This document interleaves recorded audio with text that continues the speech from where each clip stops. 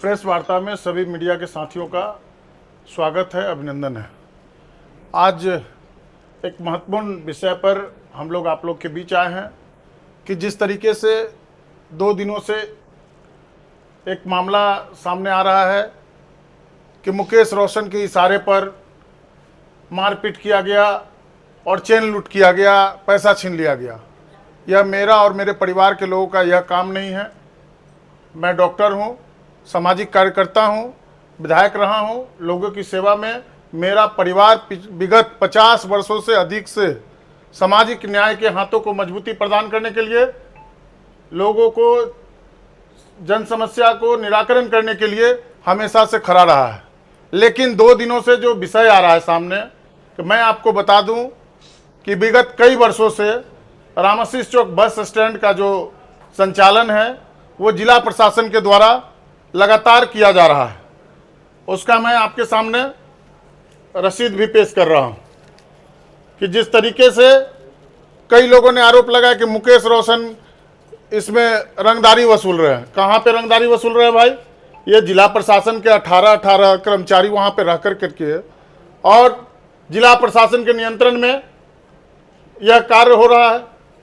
मैं बधाई देना चाहता हूं यहाँ के जिला प्रशासन को कि पिछले कई वर्षों से उनके नियंत्रण में आपका जो बस स्टैंड है या टेम्पो स्टैंड है वो चल रहा है और शांतिपूर्ण व्यवस्था में चल रहा है। आज तक ना तो मेरे परिवार के ऊपर न मेरे ऊपर किसी तरीके का कोई आरोप प्रत्यारोप आया है। लेकिन मुझे कानून पर विश्वास है और न्यायपालिका पर भरोसा है। हम लोग कानून पर विश्वास रखने वाले लोग हैं। अगर कोई मामला आया है सामने तो कानून पर मुझे विश्वास है, कानून विधि सम्मत कार्रवाई करेगी। न मेरा वो काम है किसी का पैसा छीन लेना और न रंगदारी लेना। प्रशासन के लोगों से मेरा आग्रह है कि उचित कार्रवाई करिए और न्याय संगत कार्रवाई करिए। जो लोग उस घटना में शामिल थे, जो लोग वहां गए थे, वो लोग कहीं ना कहीं किसी न किसी राजनीतिक साजिश के तहत किसी के द्वारा भेजे गए थे। मैं उनका नाम नहीं लेना चाहता हूं।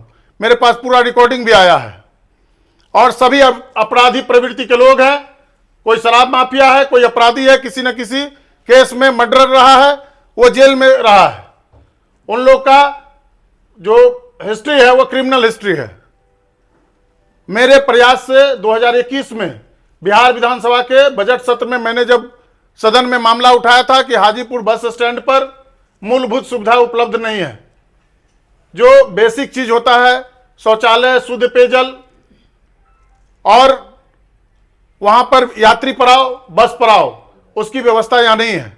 2022 में माननीय उच्च न्यायालय के CWG जैसी संख्या 8137/2020 में निर्देश दिया गया था कि हाजीपुर के सदर थाना, हाजीपुर रामाशीष चौक पर जो मार्केट बना हुआ था नगर पालिका के द्वारा और बस स्टैंड को यहां से तोड़ करके हटाया जाए। चूंकि NHAI के द्वारा यह रिट फाइल किया गया था। उसमें हुआ था कि भाई रामाशीष चौक बस स्टैंड को यहां से उठा कर करके और सर्किट हाउस के दक्षिण जो है उसको शिफ्ट करना था। लेकिन आज तक वो शिफ्ट नहीं हुआ। माननीय न्यायालय का जो आदेश था उसके अनुसार सभी बिल्डिंग को तोड़ दिया गया। उसके बाद आज तक परिवहन का जो संचालन हो रहा है वो जिला प्रशासन के देखरेख में हो रहा है। मुझे इस पर कोई टिक्का टिप्पणी नहीं करना है। जिला प्रशासन के सहयोग से और हाजीपुर के माननीय विधायक अवधेश जी के भी प्रयास से कई बार लोगों ने जमीन खरीदने का जो प्रस्ताव आया नगर परिषद के द्वारा, जो जिला प्रशासन के द्वारा, उसके तहत सेंदुआरी के चपता में बस स्टैंड का निर्माण कराया जाना है। उसके लिए तत्कालीन उप मुख्यमंत्री 2021 में मेरे प्रश्न जो उठाए गए थे बिहार विधानसभा के अंदर, उसके बाद 5,15,12,000 रुपए का आवंटन हुआ था, जिससे सरकार जमीन खरीद कर करके और बस स्टैंड का निर्माण कराना है। तो अभी तक वो नहीं हुआ है। मेरा जिला प्रशासन से आग्रह है कि आपका जो वसूली चल रहा है वैसे ही अपना प्रशासन के लोगों के द्वारा कराया जाए। चूंकि अभी आर्थिक बोझ यात्रियों के ऊपर होगा, परिवहन जो मालिक है, जो गाड़ी के मालिक है, उनके ऊपर आर्थिक बोझ होगा। अभी प्रशासन के द्वारा प्रतिदिन 8,000 से 9,000 रुपया प्रतिदिन वसूली किया जाता है।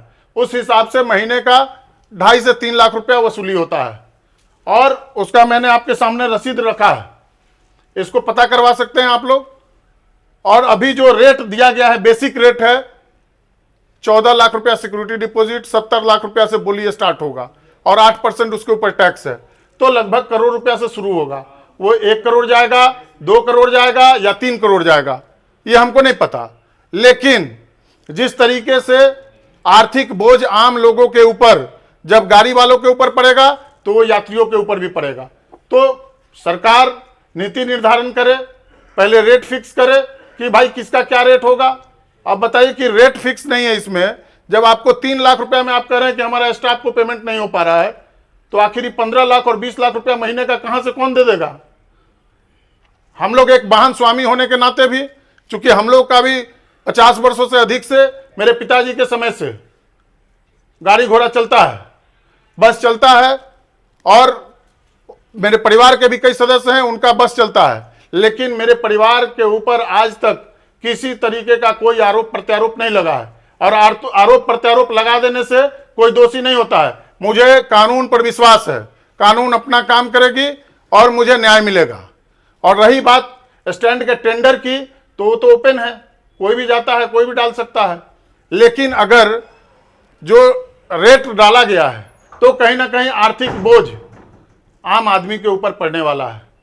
मैं प्रशासन के लोगों से आग्रह करूंगा कि पहले जो सरकार के द्वारा राशि आवंटन कराया गया था, उसके तहत सरकार भूमि क्रय कर करके और उसके ऊपर स्टैंड का निर्माण कराए, और जो मूलभूत सुविधा है, शौचालय है, बस पड़ाव है, यात्री शेड है, ये सब बना कर करके आप पैसा वसूलिए ना, कौन रोका है। ऐसे भी आप विगत कई वर्षों से आपका संचालन में चल रहा है, हम लोग तो कभी किसी चीज में इंटरफेयर नहीं किए हैं और नहीं कभी करते हैं। मेरा काम है सामाजिक कार्यों में मैं प्रयास करता हूं कि लोगों के बीच रहूं, उनके दुख सुख में उपस्थित होकर के उसको साझा करने का काम करता हूं।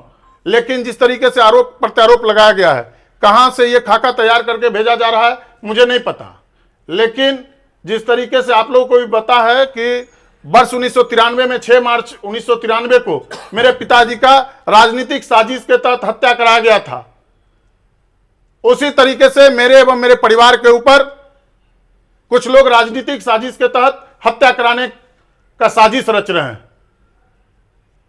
इसके लिए मैं बिहार के माननीय मुख्यमंत्री और पुलिस के जो मुखिया हैं, डीजीपी साहब से भी मिलकर करके, और मैं लिखित रूप से शिकायत करने का काम करूंगा।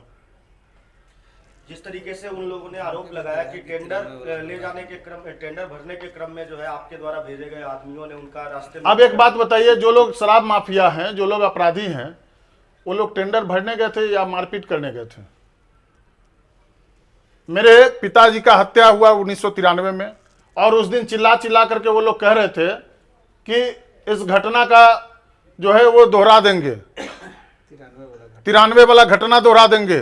जिस तरीके से रामदेवन राय का हत्या हुआ था, उसी तरीके से मुकेश रोशन का, उसके परिवार के लोगों का हत्या करवा देंगे। आखिर कौन लोग का श्रेय मिल रहा है, किसका संरक्षण प्राप्त है इनको। सर बोलने वाले कौन से लोग थे? जो लोग थे, जो केस किए होंगे वही लोग होंगे ना। सब लोग को पता है कि मेरे पिता का हत्या हुआ था दिन दहाड़े स्टेशन चौक पे, कौन लोग शामिल थे नहीं शामिल थे सब लोग को पता है। और आज फिर से इस तरीके का, मैं चूंकि राजनीतिक जीवन में हमेशा मुखर होकर करके, और सरकार की जो गलत नीतियां रहती है उसको लेकर मैं हमेशा मुखर रहता हूं, तो लोगों को परेशानी होता है।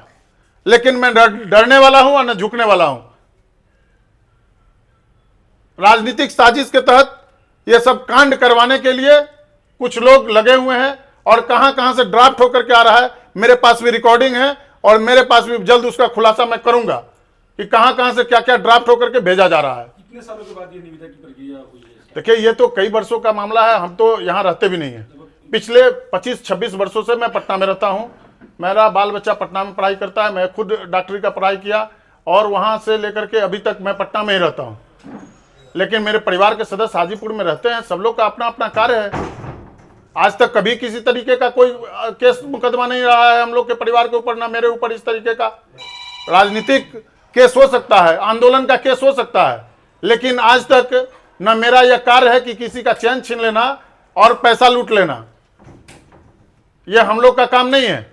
जो लोग गलत काम करते हैं वो दूसरे के ऊपर आरोप प्रत्यारोप लगाते हैं। आरोप लगाने से कोई चोर नहीं हो जाता, डकैत नहीं हो जाता है। आरोप जिनको भी लगाना है या जिनको भी फेस करना है, सामने से आकर के फेस करें। देखिए, ये कमिश्नर साहब का आदेश है। कमिश्नर साहब के आदेश पर स्टैंड को यहाँ से शिफ्ट करने का, माननीय उच्च न्यायालय के आदेश पर यहाँ से शिफ्ट करने का आदेश हुआ था।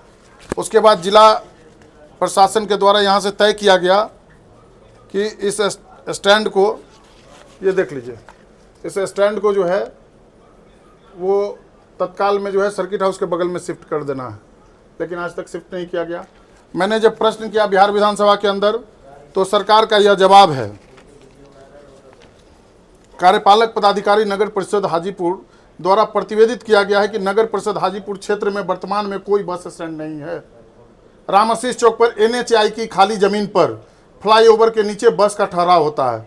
वस्तु स्थिति यह है कि सरकारी भूमि उपलब्ध नहीं रहने के कारण बस स्टैंड का निर्माण नहीं हो सका।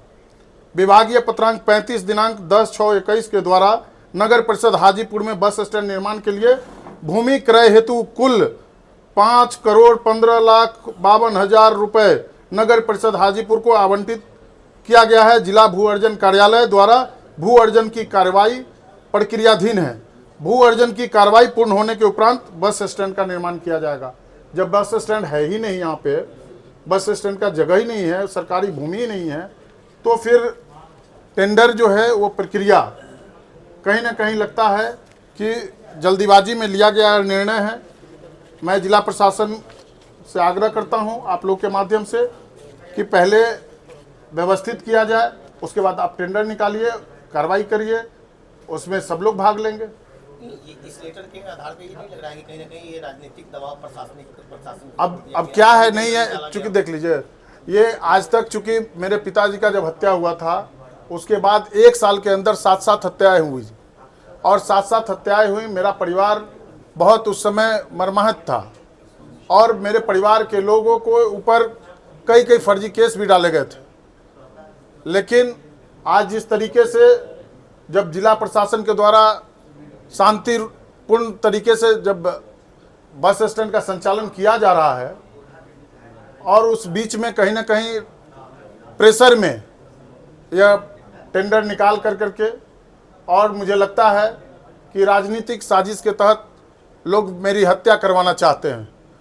क्योंकि लगातार वो लोग जो अपराधी प्रवृत्ति के लोग वहाँ गए थे कचहरी मैदान में, मुझे सुनने में आया है कि वो लोग कह रहे थे कि घटना को हम लोग दोहराने का काम करेंगे।